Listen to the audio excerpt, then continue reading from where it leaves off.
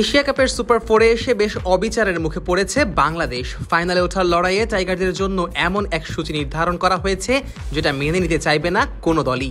দুই হেভিওয়েটের বিপক্ষে মাঠে নামার মাঝে কোনো বিশ্রাম পাবে না টাইগাররা। শ্রীলঙ্কার বিপক্ষে সুপার ফোরে জয়ের পর 3 দিনের বিশ্রাম পেলেও ভারত আর পাকিস্তানের বিপক্ষে দুই মহা গুরুত্বপূর্ণ ম্যাচে বাংলাদেশকে মাঠে নামতে হচ্ছে টানা 2 দিনে। টুর্নামেন্টের নিয়মকানুন যেভাবে সাজানো হয়েছে তাতে বাকি দলগুলোর সুবিধা পেলেও বাংলাদেশের ভাগে চাপটা এসে পড়েছে ভীষণভাবে। বাংলাদেশ দলের প্রধান কোচ ফিল সিমন্সও তাই মনে করছেন এশিয়া কাপের মতো বড় মঞ্চে এমন অদ্ভুত সূচি যে কোনো দলের জন্যই আনফেয়ার। বাংলাদেশের ক্রিকেটের ইতিহাস ঘাটলে বোঝা যায় দলটি যখনই সাফল্যের ধারায় থাকে তখনই কেন যেন এক অদৃশ্য চাপ এসে পড়ে। এবারও তার ব্যতিক্রম হলো না। বিগত কয়েক বছর ধরে দেখা যাচ্ছে বিশ্ব আসরে বাংলাদেশকে নিয়মিত কঠিন পথেই হাঁটতে হয়, অথচ শক্তিশালী দলগুলো তুলনামূলকভাবে সহজ প্রতিপক্ষকে মোকাবেলা করে। এবারও যেমন বাংলাদেশকে গ্রুপ পর্ব খেলতে হয়েছে শ্রীলঙ্কা ও আফগানিস্তানের সাথে, সেখানে ভারত ও পাকিস্তান তাদের ম্যাচগুলো খেলেছে ওমান আর সংযুক্ত আরব আমিরাতের বিপক্ষে।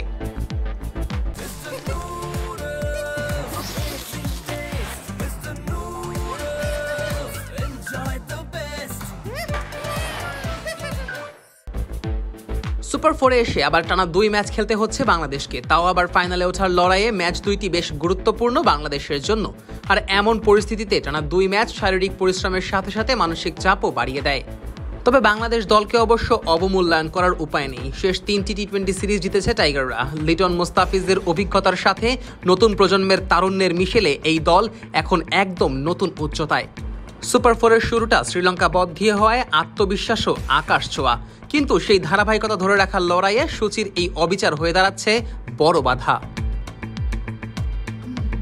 এ ব্যাপারে ম্যাচ পূর্ববর্তী সংবাদ সম্মেলনে প্রধান কোচ বলেন, ব্যাক টু ব্যাক ম্যাচ খেলা এটা খুবই কঠিন, ব্যাপারটা ভালো নয়, তবে আমাদের প্রস্তুত থাকতে হবে এবং প্রস্তুত আছি। পরপর 2 দিন ম্যাচ খেলা কখনোই উচিত নয়, কোনো দলের জন্যই এটা ফেয়ার নয়, কাজটা অনেক কঠিন।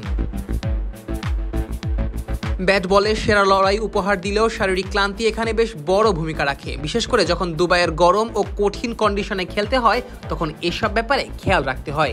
সেখানে টানা 2 দিন এমন প্রতিপক্ষের বিপক্ষে খেলতে নামা যাদের এক দল ভারত আর অন্য দল পাকিস্তান, এটা নিঃসন্দেহে কঠিন পরীক্ষা।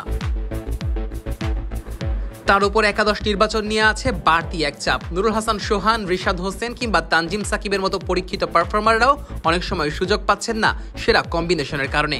কোচ নিজেও বলেছেন, আগের ম্যাচ ভালো করেও আপনি বাদ পড়তে পারেন কম্বিনেশনের কারণে। ব্যাপারটা কঠিন, তবে একাদশ যেন সঠিকভাবে বেছে নেওয়া হয় সেই চেষ্টা করছি। এই সিদ্ধান্ত অনেক সময় সমালোচনা ডেকে আনে, কিন্তু জেতার জন্যই এ ধরনের কঠিন সিদ্ধান্ত নিতে হয়। দিন শেষে সূচি বিতর্কে যতই অবিচার হোক, বাংলাদেশের ক্রিকেটাররা যে ইতিবাচক তা পরিষ্কার সবার চোখে। কোচ ক্যাপ্টেন মিলে ক্রিকেটারদের মাঠে স্বাধীনতা দেওয়াতেই দল পাচ্ছে সাফল্য। খেলোয়াড়রা নিজেদের স্কিল তুলে ধরার সুযোগ পাচ্ছে, আর সেটি টি20-র মতো ফরম্যাটে বড় পার্থক্য গড়ে দিচ্ছে। সূচি কিছুটা চাপে রাখলেও বাংলাদেশ দল ভেঙে পড়েনি, বরং এটাকে চ্যালেঞ্জ হিসেবেই নিচ্ছে। ভারতের মতো প্রতিপক্ষের বিপক্ষে প্রথম লড়াই পেরিয়ে যেতে পারলে পাকিস্তানের ম্যাচে আরও উজ্জীবিত হবে দল। সেই আত্মবিশ্বাস নিয়েই ফাইনালের স্বপ্নে এগোতে চাইছে তারা। Nazmus Shakib, on field.